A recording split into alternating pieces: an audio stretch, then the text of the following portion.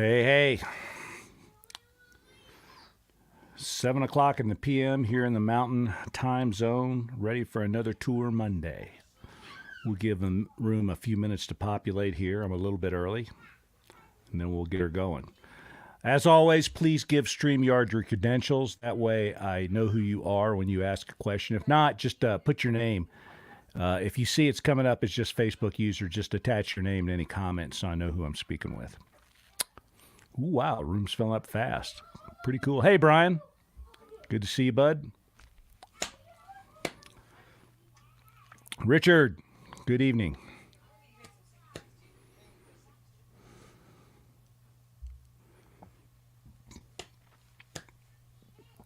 Oh, wow, room's really filling up fast. Cool jeans. Jeffrey Jensen, good to see you.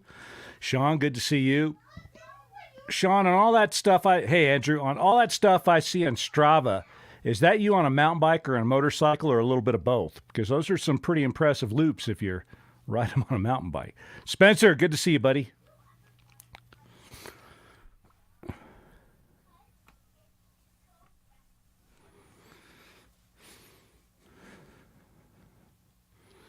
My Strava times are completely unimpressive unless you take into account that most of the time I'm towing at least one, possibly two children behind my pedal bike up and down hills around here.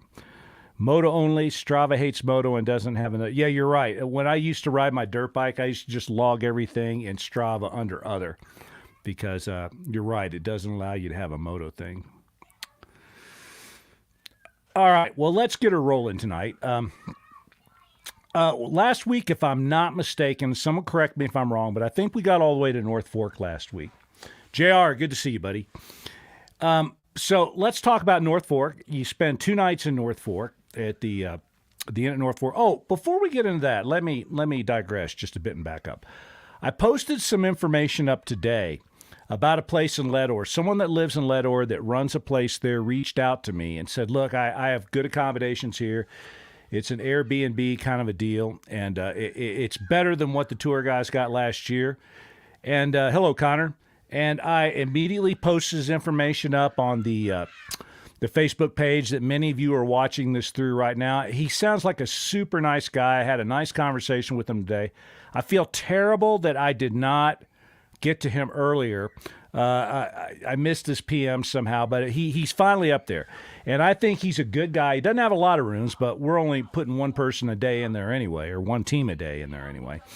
So look on the tour Facebook page, and there's a brand new thing up there about a place in Leadore, an option that you have to stay in Leadore. And it sounds like just wonderful people running this thing, and I encourage you to deal with them.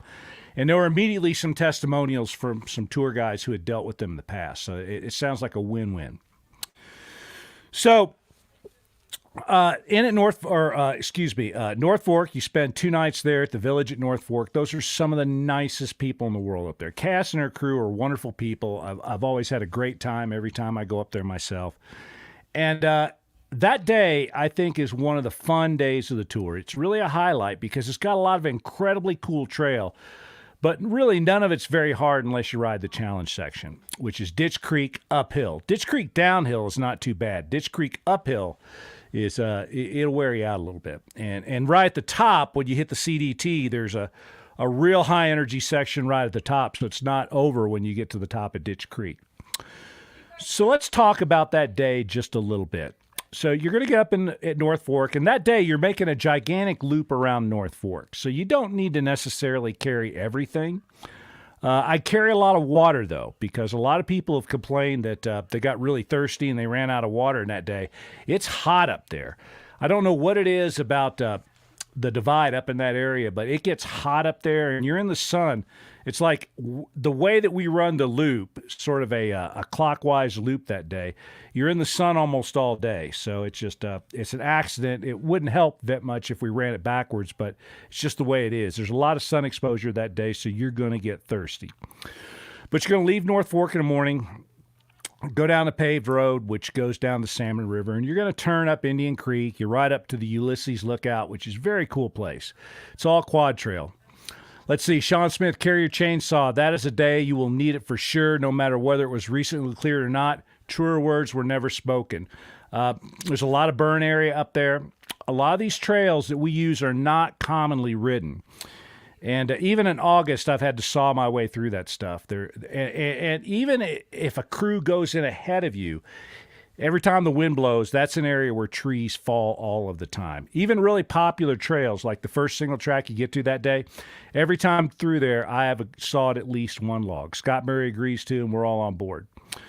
That also is an area where I'm really glad I'm carrying a chainsaw instead of a handsaw sometimes, because I've encountered big trees falling across the trail in that area. Trees that, in fact, I've got a picture that I put up every once in a while of a day I handsawed 3 trees that were at least 20 inches in diameter to get 5 feet down the trail. It's pretty intense. So you're going to ride up to a place called Ulysses Lookout. Then you're going to ride up to Indian Peak. Really beautiful up there. There's a challenge point, I think, on top of right on top of the hill. It looks really nice. Then you're going to ride out Butcher Knife Ridge, which is one of the greatest single-track trails in the entire tour. I take my kids up there, and they rode it on their little e-bikes a couple of years ago. It's just a great trail, but there's a lot of blowdown generally in that trail, and you need to watch for snags on that trail. The story is Butcher Knife Bridge burned about a decade ago. Big fire came up there. And they had a lot of really heavy machinery on top of the ridge. And the reason why you get up to the ridge there and all of a sudden it looks like somebody's kind of like cut a path across the ridge that the trail's sitting in the middle of. It's like a big meadow with a trail running right down the middle of it. It's because they were trying to prevent the fire from jumping over that ridge to get somewhere else. So they cleared a bunch of trees really aggressively up on top. And they got one of their, I forget what the machine's called, mastigator, I think. They had a big mastigator up there, and they had big cranes and stuff trying to yank all these trees out and get them out of the way. And the fire came up on really fast, and I guess they lost 2 really expensive machines up there. They burned up in the fire. But that's kind of the story up there. So you get up there, and it looks like there's like a 6-mile-long meadow going across the top of this ridge. Wonderful little trail going through it. It gets a little effort at the very end where you go up through some switchbacks, but that's it. It's really nice. They got water bars dug in all of it. It's a nice trail. You hit the CDT. You turn right, which is kind of north on the CDT. This is all single track. You're going to ride along the CDT for a while. This is the first place a lot of you are going to get lost. All of the maps show the trail going farther along the CDT than it actually does. All of them show it dropping down off the CDT at some point, kind of going into a valley before it comes back up. If you ride out there a couple of miles, you'll ride past, I think there's a challenge point there. There's a cross and a little kiosk. Or at least there's a little kiosk. I don't know if the cross is still on top of it, but a little pile of boulders. You ride about a mile beyond that, and the trail kind of drops off the right kind of suddenly, and a lot of people don't see it. They ride past it. If the trail starts petering out, all you got to do is ride back about 50 yards, and as you're riding backwards, it'll be in your left, and you'll see something going back over your shoulder to the left. So as you're riding out that ridge, if you keep looking for something that drops down into a meadow off the right, you'll be in really good shape. Ride down there, and it's actually an amazing distance that you have to ride. It's farther than it looks, but you ride downhill a lot. It's fresh cut trail a couple of years ago, so it's generally in pretty good shape these days. And you're looking for a trail that heads steeply uphill to your left.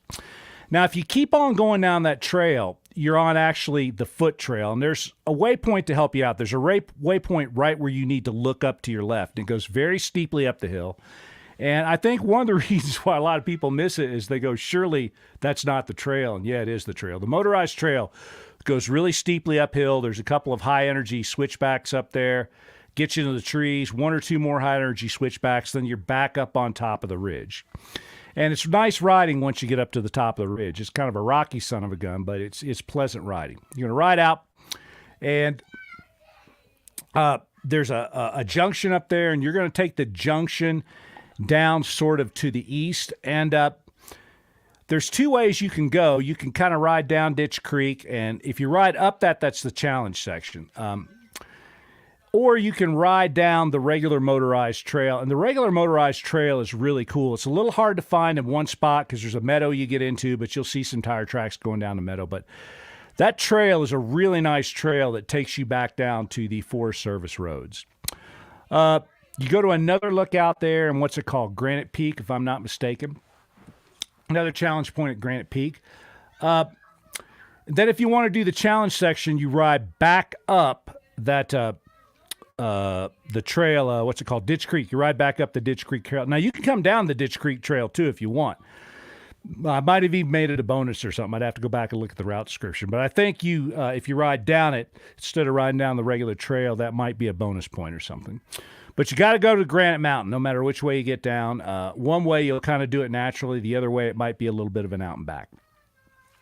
After Granite Mountain, if you're on a regular route, you're not doing the challenge section, you ride up one of the greatest trails in the world. And the name of it's escaping me right now, but the very next single track after Granite Mountain on the regular route, I think it's Divide Creek, if I'm not mistaken. No, that's farther on. Somebody will tell me what it is in just a minute. But there's a wonderful trail up there that you get to ride up, and it's great. It's not hard at all, but it's a killer trail. You're really going to like it.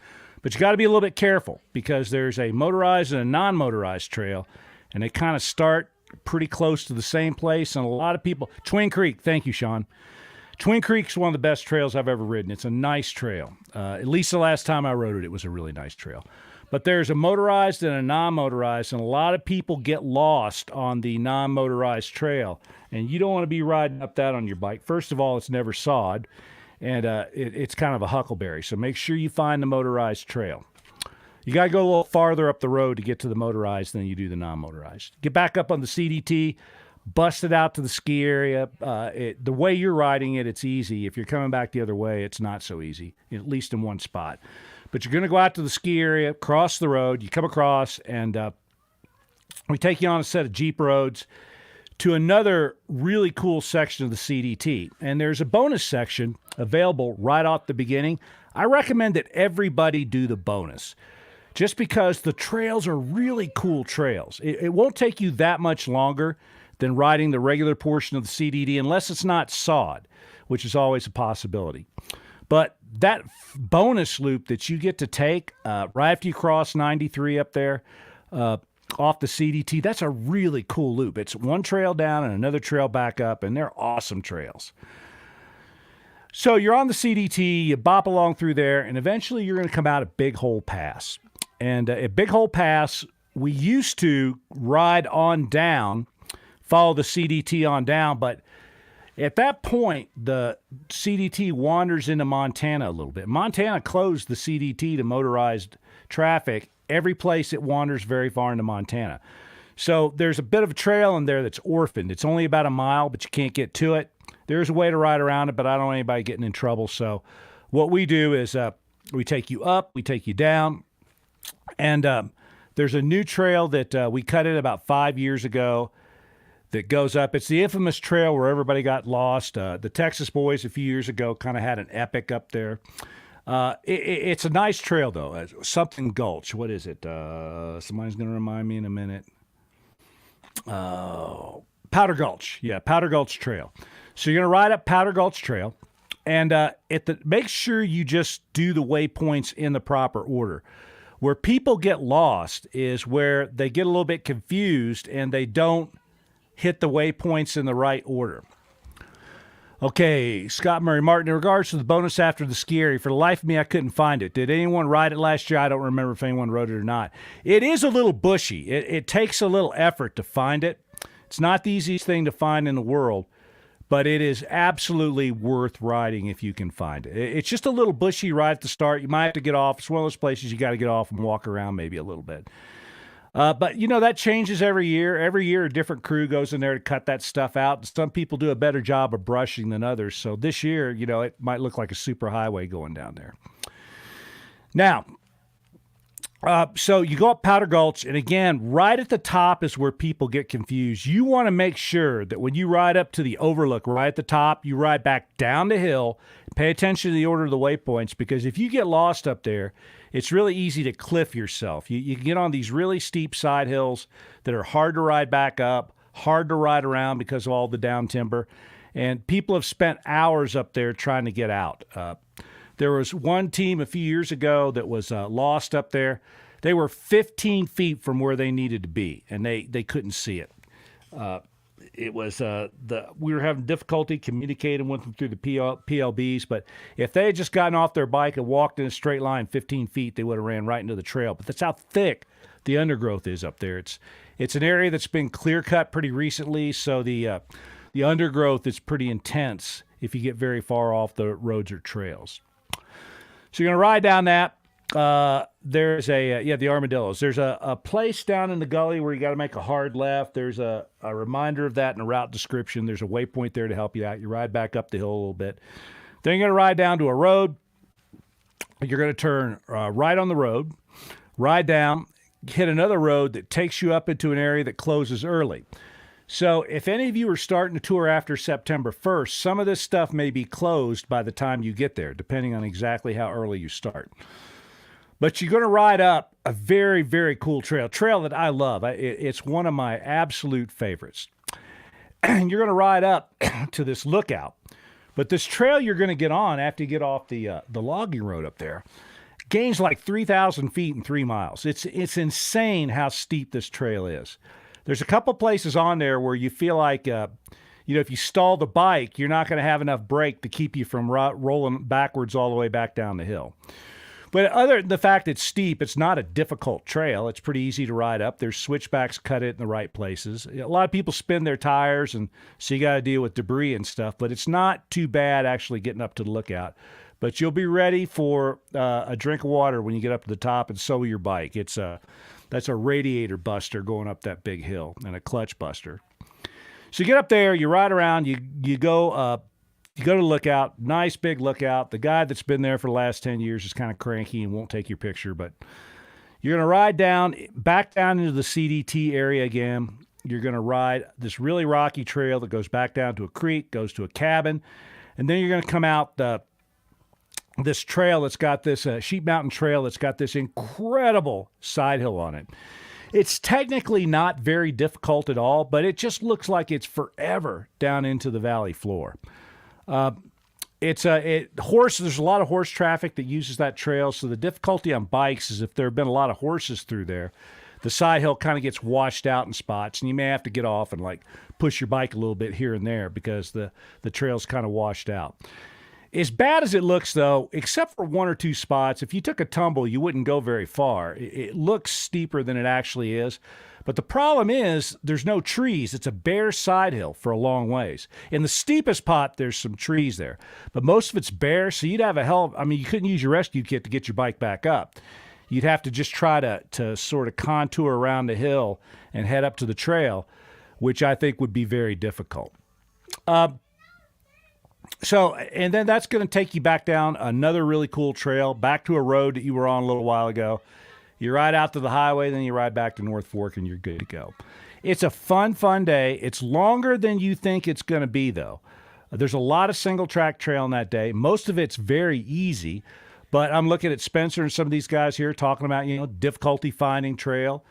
Sean and Scott pointed out that it's a big saw day. I have never ridden any of those trails at any time, no matter what time of year, without having to pull out my saw and thaw some stuff. So, caveat emptor, you're probably going to spend some time looking around maybe a little bit, and you're going to spend some time sawing, which makes it a longer day, and you're going to be thirsty, so carry plenty of water. But you maybe don't need to carry your full kit. Leave it in your room. Like I wouldn't carry a lot of tools and stuff. Leave it in your room and at the inn at North Fork.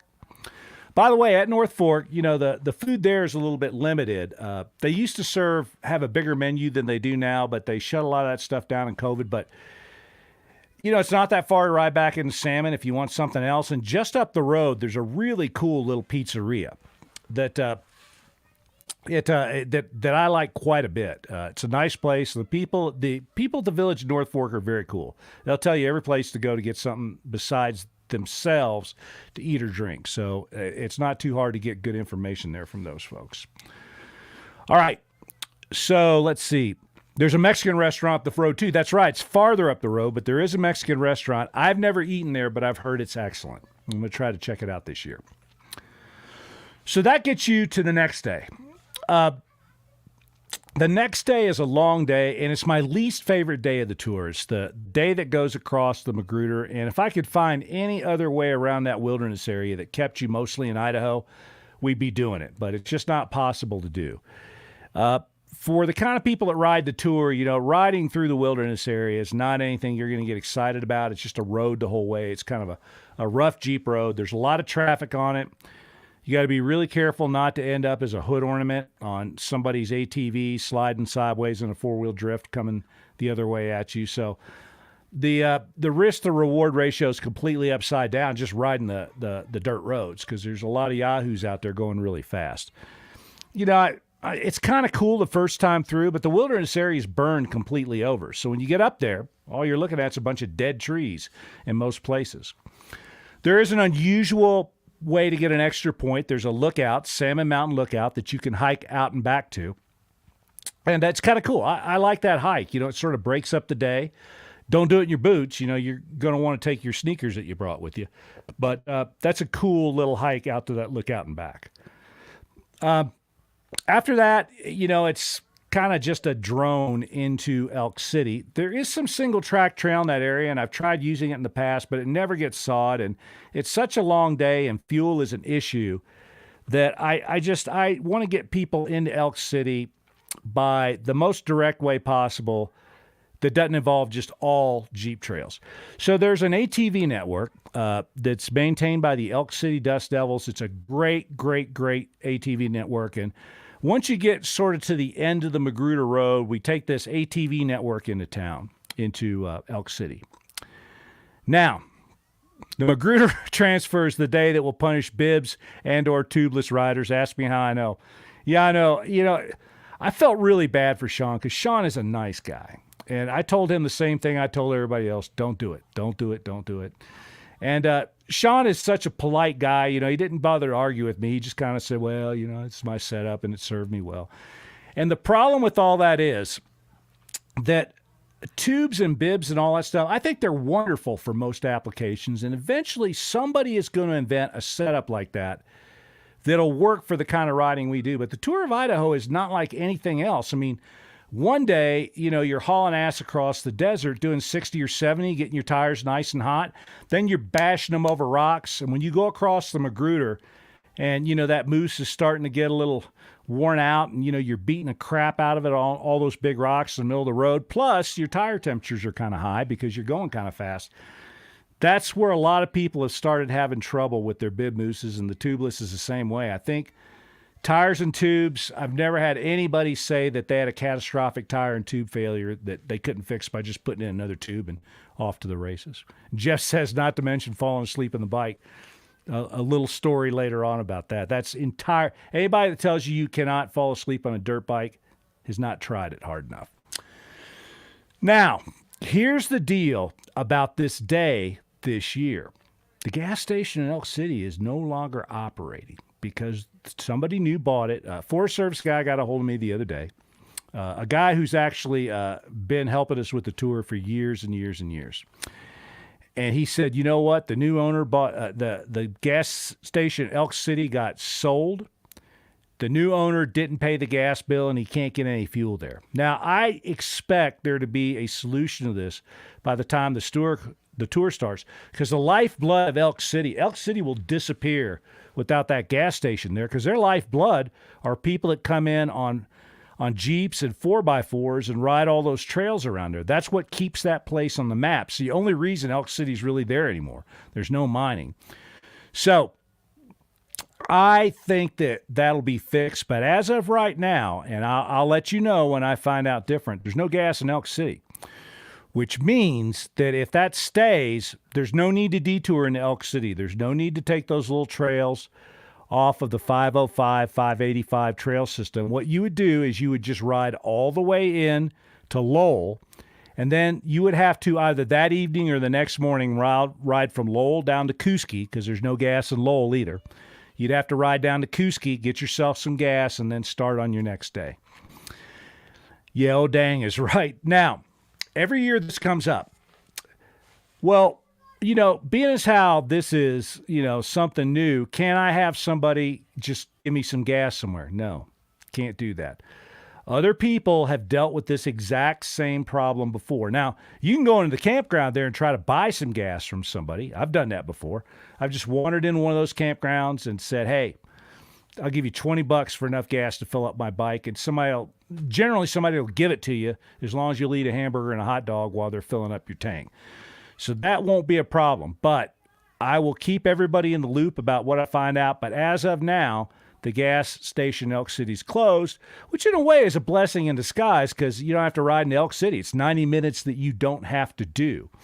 And, you can make it to Kooskia with the amount of gas I suggest that you carry. It's about 240 miles from North Fork to Lowell, And then, you ride down to hour into Kooskia, get your gas, come back, and you're ready to go the next day. It's actually a bit of a break if it stays that way because the detour into Elk City is a lot longer than the detour into Kooskia.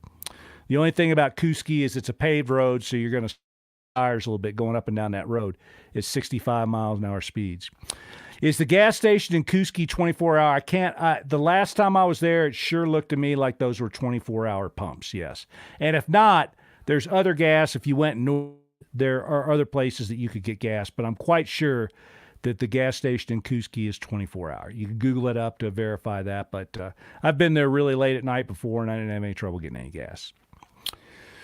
So that brings you to the next day. And you're going to want to leave Lowell as early in the morning as you can because this is kind of a long day, but this is the day that you get to put together. And I made this day the way that I did because I want you to have as many options as possible on this day. Now, last year, there were people that got to this section of the trail, Lowell to Regis or Superior, whichever one of those two places you're going, or sleeping bag on the side of the road, which happens to a lot of people. I gave you some options there because if you have been acquiring bonus sections along the way, you kind of been on your pace. You get up to a bonus section, say, I have time to do this. You get it, got the points. You don't have to do that much that day, especially if you're a soloist or a two-person team. You could skip a lot of that stuff. On that day, except for the beginning and the end, there's no nominal route. You can go any way you want, so there's no off-route penalties for not riding some of that stuff. You just don't get the point. So other than the beginning and the end, where you got to ride what we tell you to ride, there's a huge section in the middle of it where you can go any way you want. And if you decide to basically take the quickest ways that you can find, the only thing that happens on that day is you do not get the points and you don't get the challenge points. But there's no penalty for not riding the trail. So a lot of people got there last year, and I told them, I made a lot of people happy when I said, look, it looks to me like you have this many points. You don't have to ride that much trail that day. Put together a way that gets you 4, 5, 6 points, whatever you think you need to get through there, and that's all you got to do. And the next 2 days, you're not likely to find anything, I think, that's going to slow you down if you got that far. Now, some of those trails are way better than others. And you guys can go into the forum and you can talk about it in the groups there. And the tour vets will tell you, like, I wouldn't go anywhere near Pot Mountain. That trail's a huckleberry. There's a couple of other trails in there that'll keep you on your toes. A lot of times the trails aren't hard. Now, Pot Mountain and that area up in there's some genuine hard stuff up there. A lot of times they're just exposed. There is some gnarly side hilling on some of these days. The trails in that area tend to have these steep drops off the side, and the trails themselves tend to be pretty good, except, for the occasional erosion in a few spots. But it's a long drop into some of those canyons if you blow it. And there have been guys that have spent hours and hours. In fact, tours have ended there because the bikes tumbled far enough down off a side hill that they couldn't easily got it up. There were some guys a few years back that got lucky enough to their bike tumbled off a side hill, but what they didn't realize is that it tumbled down a series of switchbacks and it actually fell down onto the trail below, which was good for them. Let's see. Tomcat Kooskia, 24 hours, very good. Spencer says Windy Bill is no-go due to down timber. Yeah, most years Windy Bill can be a little bit gnarly. That area across the CDT out there that goes up to the lookout, that area can be gnarly, Junction Mountain and all that. There's all kinds of ways through there, though. So, pick your way. And by the way, you never know from year to year what's sod and what's not. The challenge there is some years I've ridden almost every trail there, and it was really nice. Other years, you can't get through anything. So that's why I give you so many options. You ride down a trail a little ways, and you start seeing endless timber down, turn around, ride out, go find something else you can do. Just make sure it's pretty clear, I think, in the write-up about, most ways that you could get to the challenge points are fine. There are, we don't count dirt roads and stuff like that unless they're taking you to a challenge section. Then it's part of the credit or challenge point. And it's part of the credit you get for the challenge point. But there are trails there to ride, and except for Pot Mountain and that area up there, I like all of those trails. I don't like that Pot Mountain stuff because it's a bit above my grade. So there you go. And you're going to end up pretty late at night probably in either St. Regis or Superior. Both of them are decent places to stay, and you can stay in either place you want. Now, that's the put together any way you want it day, which is kind of cool. And last year, people told me they really liked that. And they were really happy when they found out, hey, man, all I got to do is ride 3 trails today, and I'm done. Luke, Sean, you're the man. That would be amazing. Spencer, I hope you get to Windy Bill. Oh, there you go. So, again, these guys go out and they do great stuff. It used to be me kind of by myself doing this, and now I don't do it anymore, and all these other guys have taken it up. Good on you. By the way, the coldest I have ever been in my life, and I think Jeff Jensen will speak to this, and then I want to get to a Jeff Stoss story here in a second. But the coldest I've ever been in my life was not at 40 below zero mountaineering, because I was prepared for that. The coldest I've ever been in my life was during a snowstorm on this particular day. So I was riding out across that area. What the heck is it? It is the trail.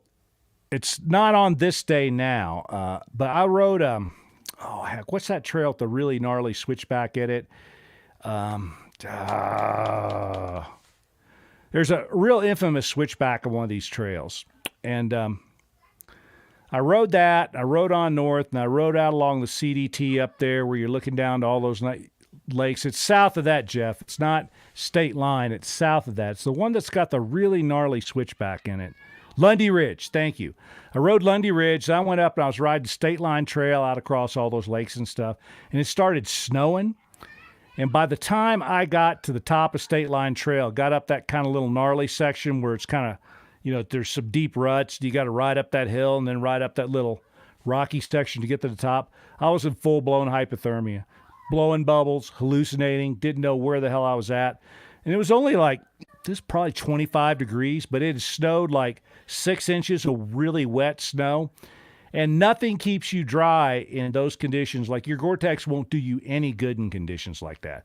Because every time you hit a tree limb, it forces the water through those Gore-Tex membranes. If it's dirty, it wicks water through. And I never wish I had heated grips. Not ever. No, I'm a man. Anyway, I got up there and I was so freaking hypothermic that I did what a man does who doesn't have heated grips on his bike. I just warmed my hands on my pipe and I'd maybe get through, but it was something else. I was taking off clothes, wringing water out of them, so that's the kind of thing you can run into. And I wished more than anything else that day I had just had rain slickers, just plastic rain gear, because it would have kept me much drier than all the Gore-Tex that I happen to have on. Another thing that happened on that day, I'll talk about the Jeff Jensen story in a minute, but that happened on State Line. But Jeff Stoss has a great story to tell about Fish Butte Trail. So Fish Butte Trail has got some interesting side hill on it. Super easy trail to ride. I mean, you can take your kids down it, except for the 600-foot drop off your right side as you're going down it. Fish Butte, by the way, has one point that actually has some real hazard in it, and it doesn't look hazardous at all, but there's one point where you've been going past these big side hills, and you can see in people's photos how steep it is. I mean, it's a big drop off your right side down in this canyon, and I'm pretty sure you'd have a hard time getting your bike out if you dropped it in a lot of places. But you go ride, then all of a sudden you go, hey, I'm saved. Things are starting to level out, and there's a photo up on the website of this big granite pillar out there that kind of looks I don't know. I don't know what it looks like. People call it a finger or something. I don't know. But it's a big granite pillar. There's a pretty iconic photo that a lot of people have, and it's on the website. The granite in that area is Idaho batholith, and it's decomposed granite, and it is the worst nightmare that bad dreams are capable of conjuring. Nobody climbs that stuff. The Sawtooths are filled with bad granite like that, which is why there's not a lot of high-quality rock climbing routes in the Sawtooths. So you get down there, and you're going, hey, I'm safe, because it looks like you ride up these rolling granite slabs and gain a little bit of elevation and get to the top. But what you don't know is that decomposed granite is some of the slickest stuff in the world. It is slicker than the proverbial snail snot. It's awful.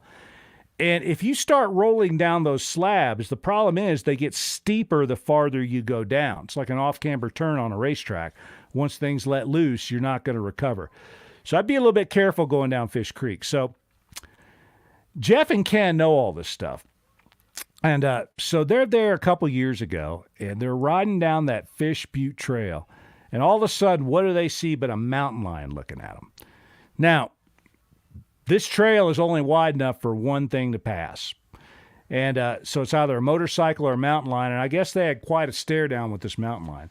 I've had the same thing happen to me with a bear before further south. In fact, it was on that Sheep Mountain Trail that I was telling you has the big side hill exposure earlier on day 9. I was there once, and there was a bear trotting across through there. He wasn't going to move. He just stood there and stared at me, and we had to stare down for a few minutes, and he finally, interestingly, romped up the hill and got out of the way. I'm having PTSD now. This is the one point in your life. Many years ago, I rode a Honda Blackbird to Alaska up the Alcan Highway. Worst idea I ever had. Wrong bike for that. The Alcan Highway, all through the 80s and 90s when I was making trips to Alaska, was just a muddy mess. I mean, it's nice in places, but it's constantly undergoing construction. There's these 20-mile-long construction zones, and where it's dirt and big mud holes and stuff like that. And, it's a little gnarly on something like a Honda Blackbird, which is low slung. It's got about that much clearance at the bottom of the chin fairing. But I'm on a Honda Blackbird, and I'm riding to Alaska. And I get in one of these 20-mile-long dirt road sections. It's full of boulders and mud and big sippy holes full of water. And I'm kind of, going around that, tippy-toeing, trying to keep the bike up because a Honda Blackbird is not a very good dirt bike at all. And I'm crawling up to the top of this one pass, and I'm probably doing 5 miles an hour. Bike's getting kind of hot because I'm not going fast enough to cool it down. And I'm about 100 feet from the top of this big pass, and this big-ass Yukon bear comes strolling out of the woods. Now, I've seen Yukon bears before in my climbing days when I was in the Yukon and Northwest Territories climbing, but at a distance. This Yukon bear was at a distance of about 50 feet, and he's a big fella. If you've ever seen one of those things, they're unmistakably big. It looks like an elephant bear. And he just wandered out there and stared at me, and it was another one of those kind of things where we were having a staring contest and I was losing. That is the one point in your life where you can justify a $2,000 Akrapovic titanium exhaust system. Because when you rev up that Blackbird to about 7,000 or 8,000 RPM and that exhaust system starts singing, bear turns around and takes off. I'm pretty sure that's what Kent and Jeff did in their little adventure on the Fish Creek side hill. Now, when you get to the next day, so the day after that, so let's see, we're on day 9, 10, 11. We're on day 12 now. Yeah, we're on day 12. Day 12 goes from either Superior or St. Regis, wherever you decide to stay, to Wallace, Idaho. It's almost all Mystery Day. We tell you a little bit in the beginning. But after that, it's Mystery Day. Once you get to, if you make it to Superior, St. Regis, when you open up your email that night, there'll be a complete set of directions about what to do. And they're all written directions. There's the occasional waypoint, but it's just a set of written directions because the trails are fairly well marked. They're well ridden. The guys that told us all about that stuff up there are generally up there pretty early in the year sawing that out. And if you see crazy guys running at you down the trail, it's probably Tour of Idaho guys who've been out sawing for you. There's generally, when they see you guys coming through, sometimes there's a posse up there that sits at road crossings and stuff and waits to say hello. I've ridden a lot of the stuff on day 12, but not all of it, because a lot of it was handed to me by a couple of good friends of mine, the tour community, just in the last couple of years, and I just haven't gotten up a chance to ride it. But the stuff I have ridden is fabulous. It's really, really, really high quality stuff. There's people, it's kind of a hidden gem too, because in dirt bike world, that area up around Wallace and Avery is well known for having high quality trails. Now they're steep as all get out, but there's some high quality stuff up there. And there was a team last year in the middle of the night at like 1 o'clock in the morning. The guys are talking to me on their PLBs, and they're saying, I'm up here. It's in the middle of the night. I can't see anything except the northern lights, and this is the coolest thing I've ever done in my life. That's how good those trails are. So you're really going to like it if you make it that far. You're going to have Wallace, where you're going to be probably spending the night at Donna. We recommend the Ryan because Donna's such a gracious host. Just like Kaylin, just like Cass at the Village at North Fork, just like my friend Craig and Pocatello and these new folks up in Ledor. This is a place where they really look forward to meeting you guys. It's a great experience going there. Donna typically has like a greeting in the lobby that's got your team's name on it and a little goodie basket and stuff like that. She's just been awesome to work with all these years.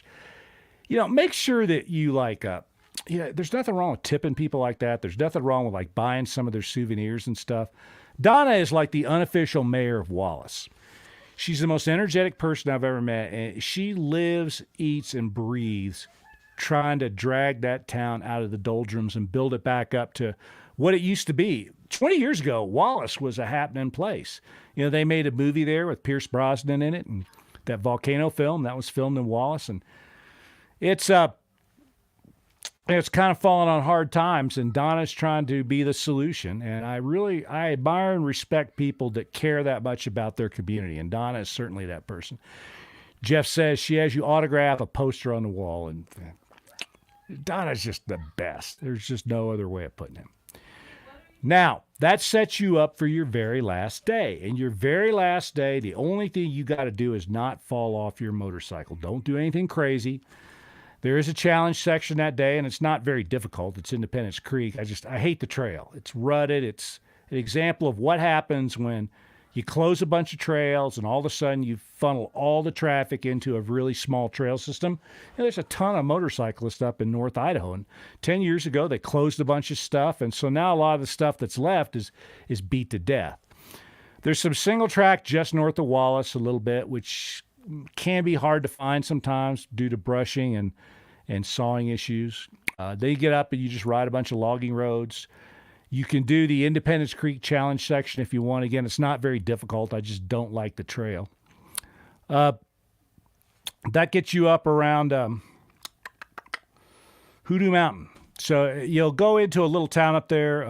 I think it's called, Andrew's going to jump on my case if I say this wrong, but I think it's Atoll or something like that. I always say it wrong. And there's a cool little gas station there, and there's a different restaurant open every time I go into that gas station, but they've always been pretty good. So I like having my celebratory meal there because once you get there, you're almost done. Now, you ride to the top of Hoodoo Mountain, and Hoodoo Mountain is a place I would recommend you do not get lost. Don't get up there and start riding around on stuff that you're not sure about. Make sure you follow our waypoints. Still didn't get it right. See, Andrew, I knew he was going to jump on my case. Dude, what kind of say? I'm a hillbilly from Kentucky. I bet you can't pronounce half that towns in eastern Kentucky either, though, so we're even.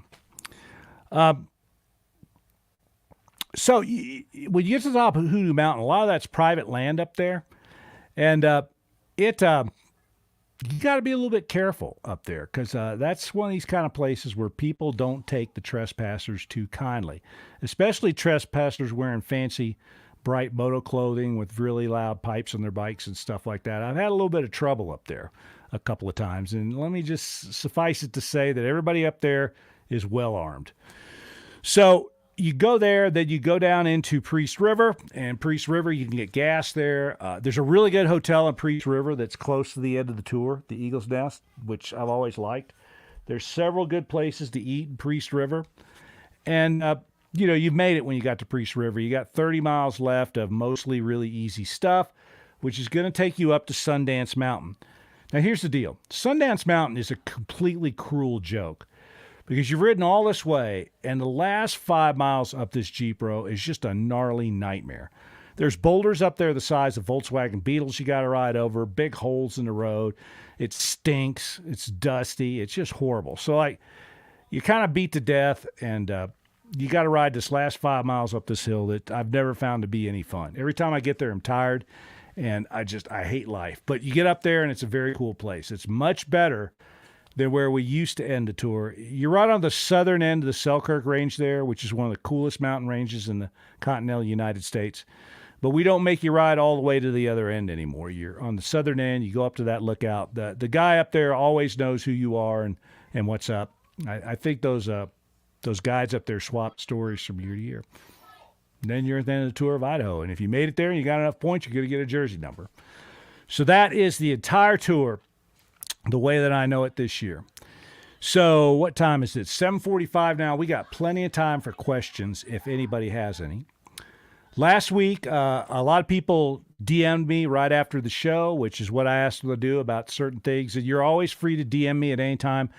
Now, I put aside Monday to work on Tour of Idaho stuff, which is what I told everybody I was going to do this year.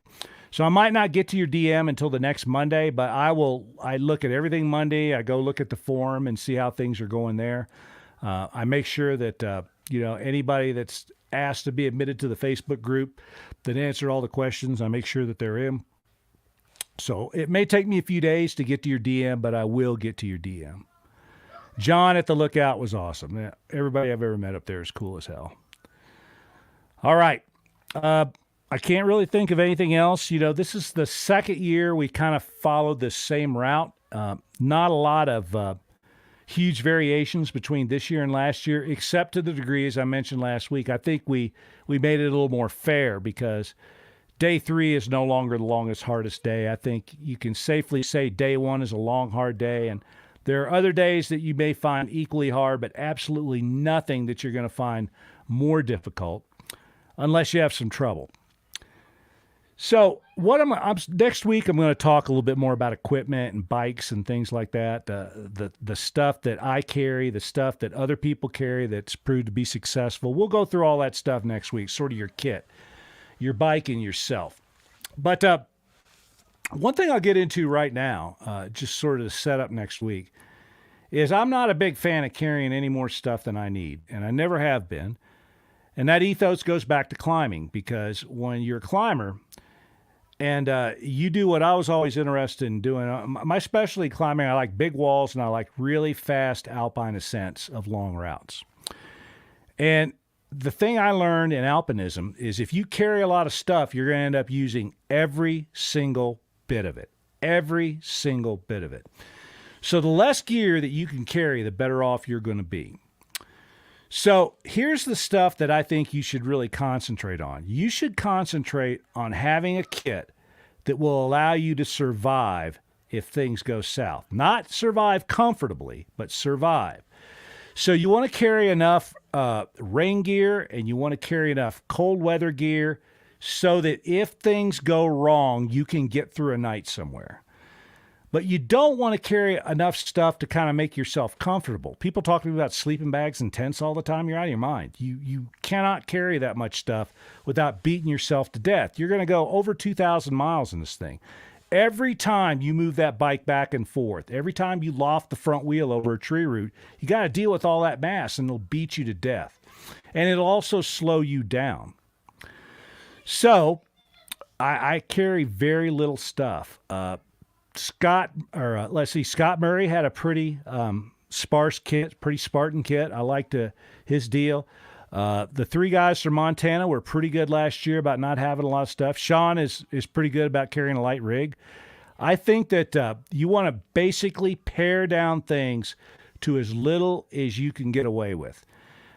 You got a motorcycle, right? So you're not like a mountaineering guy that might be 3 weeks from help. You got a motorcycle. Sit down, build a fire if you have to, do what you got to do to get through the night, and just ride out the next day. You're going to be just fine. If it really starts raining, Brett Asper and I can both tell you tales about getting really cold up there on that day 11 stuff. And, you can make it. You can build a fire. You can make some shelter. There are some things you can do that'll get you through the night and you can get out the next day. But you're upping your chances if you leave all the heavy stuff behind. And that comes with tools as well. Look, you need to carry tire tools for sure, because almost everybody experiences some tire trouble. Now, I never have had a flat tire on the tour. I've had a flat tire rolling my bike back up onto the trailer up at the Eagles Nest Motel because I picked up a nail riding back down from Priest Lake. But I use really heavy-duty tires. I use heavy-duty tubes, ultra-heavy-duty tubes. I run a bunch of slime in them, and that's been the ticket for me, but your mileage may vary. I got that from desert racing guys that swore by it, and it's always worked for me. But most people have tire issues along the way, so you want tire irons and, tubes and whatever else you need. Carry a spare tube. Carry an extra heavy-duty spare tube and make sure it's the one for the front because that'll fit in either tire. Carry a patch kit so that at night, if you can just throw in your spare tube, get you through the day. Then at night you can patch the other tube probably. You'll be good to go. But you don't need to carry enough tools to do a top end on your motor because if you have to do that, your tour's over. The schedule is too tight every day. If you have a major mechanical, you're kind of out of luck. So every year I talk to guys that, they smoke their brakes or they smoke a clutch or something like that. You're not going to have time to get that stuff fixed, which leads to why you need to take care of not only your body on the tour, but your bike. Look, every year I talk to guys that just smoke day one. And some of them are really good. That team of pros from Montana last year, those guys can do that without elevating their blood pressure the least bit. They're that good. Jimmy is that good. There are some guys that can do that, and it's fun to them. There's not a lot of effort involved because they're that good a rider. Most of you are not in that category, however. You are a little closer to me. And I can ride that stuff fast, but it starts burning a lot of energy. And worse, you're going to start stressing your bike in ways that you hadn't intended. It puts stress on your tires. It puts stress on your brake. It puts stress on your suspension. Slow it down a little bit. This is one of those kind of deals where I think you slow down to eventually go faster and succeed. When I rode with Jimmy a few years ago and we made that movie, the thing that impressed me most about him was how slow he rode. Because there were times I thought I was going to run over him. And I couldn't figure it out. Why is he going so slow? Well, it turns out I figured that out by about day 5 when Jimmy was still going the same pace.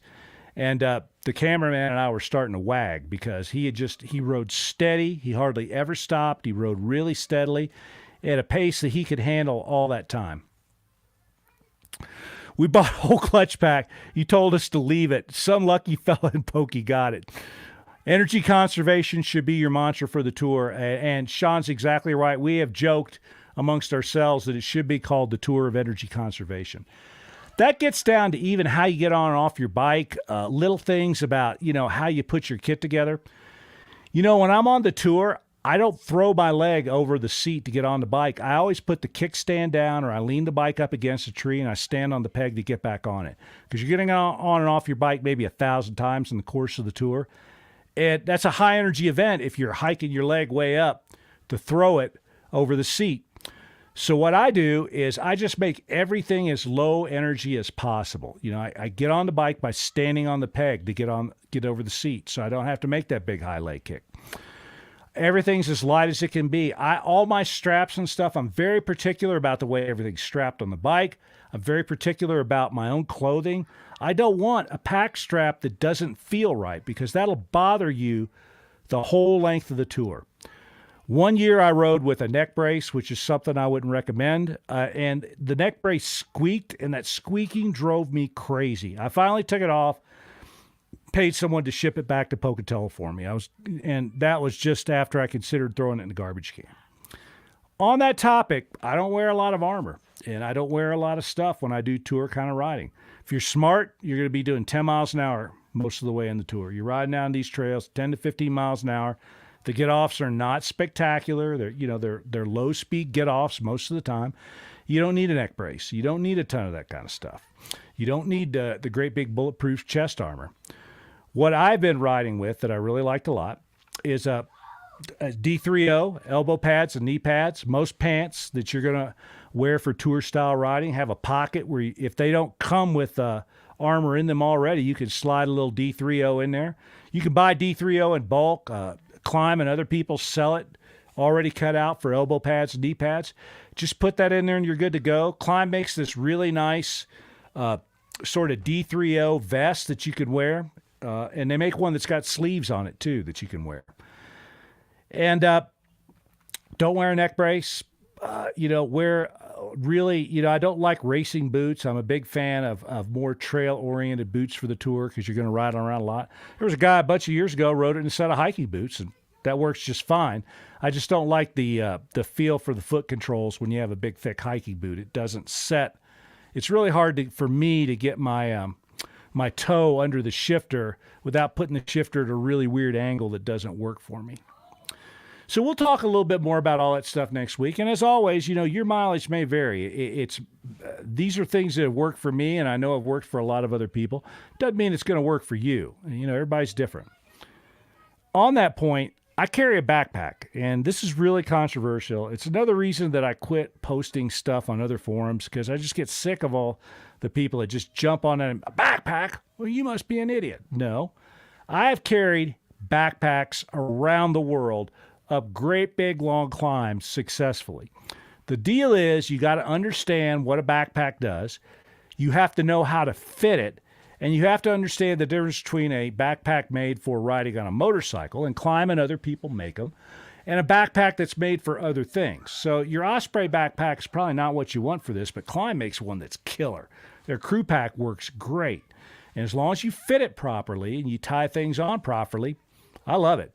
I don't like a lot of weight on my bike. I would rather have that weight on my back, and I'm used to it because of my mountaineering background. Doesn't feel unnatural to me back there. And you sort of decouple that weight. You're going to be standing most of the way. You're standing on your pegs. Decoupling that weight because it's on your back instead of on the frame actually, in my view, saves a lot of energy. Now, there's some psychology that goes into this. If you hate having that pack back there, you're going to blow that energy savings by worrying about it all the time. You're going to fiddle with it. It's going to bug you, and then it's no good. But I've done it for so long that way that I kind of like it. A lot of times I carry a saw. I have a backpack that's made especially for carrying a saw. I can reach over my shoulder, yank it out like this, and use the saw. And I kind of like that setup. But your mileage, again, may vary. What's right for me may not be right for all of you. Okay, let's see. Chad Carr, I got to work on that part. Who knows what he's talking about? That Chad Carr, man. Watch out for that guy. Scott Burry, it's a dirt bike. Ride Essentials, pack light. A lot of great athletes show up here. They're carrying next to nothing. And that is the key to success. We'll talk next week about how you can cheat on that a little bit within the rules. All these little towns along the way, they got some place where you can buy stuff. You get cold, buy a couple of sweatshirts somewhere and, buy a plastic rain jacket to go over top of them, and then throw them away when you don't need them anymore. I've done that all the time. I go out on the tour and I stop in Salmon and I see the weather reports looking cold the next day. I buy a couple of, cheap T-shirts in a tourist shop somewhere or sweatshirts, wear them both, wear plastic rain gear over the top of it that's waterproof. You're going to stay warm just fine. Remember, you're not on Mount Everest. You're on a motorcycle going down roads and trails where the only thing you can always turn around and go back, or you're never more than an hour or so from getting to a road somewhere where, if you're hypothermic, you can just say, tap out, I'm done. All right. North Fork has Patagonia gear. Might not normally like that brand, but it saved my tour the last 3 days in the rain. Well said. Yeah, I hate giving Yvon Chouinard any of my money. And Yvon Chouinard's an interesting guy. I don't know, Sean, if you ever met him or not. He's a nice enough guy, but he's extremely arrogant. And he's one of these kind of my way or the highway kind of guys, and I respect the heck out of everything he ever did climbing-wise in the mountains because he was really a bold guy. He was an innovator. He invented a lot of cool stuff, but his routes are really good. You go up to Canada and do some of that scary stuff in the Canadian Rockies he did, those are real routes. I mean, you get up there and you're going, holy cow, this guy did this in knickers and crummy crampons, wool knickers, crummy crampons, and stuff like that. Ice axes with wooden handles. And I respect the heck out of that, but he's an interesting cat if you beat him. He's very sure of himself. All right.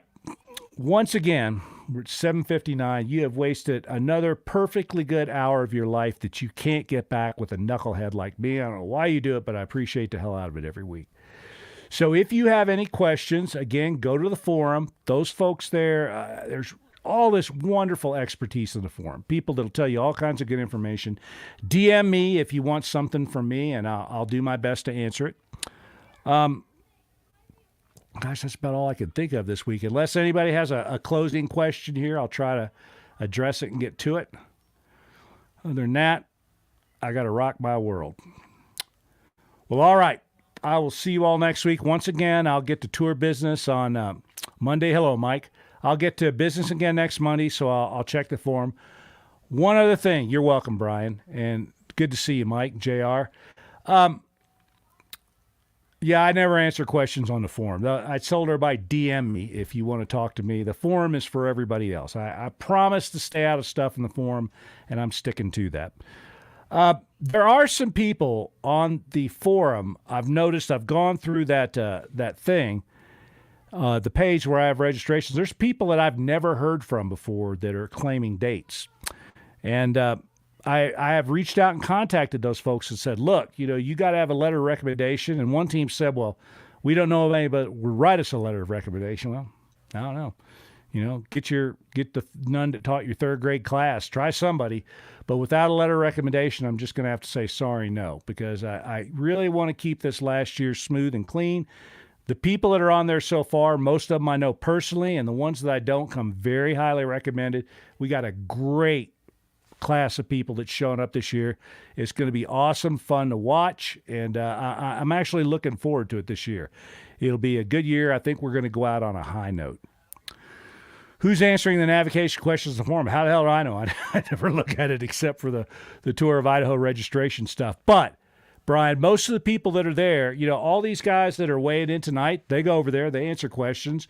Jeff and Sean and Spencer and guys like that. There are people who know at least as much as I do about it, probably more because they've ridden the whole route more recently than I have. Last tour I did was like back in 2015, so I haven't done the whole thing in a long time. I've ridden big sections of it, but in the last 2 years, I really haven't even done that. I've ridden the new stuff that I put on every year and left it at that.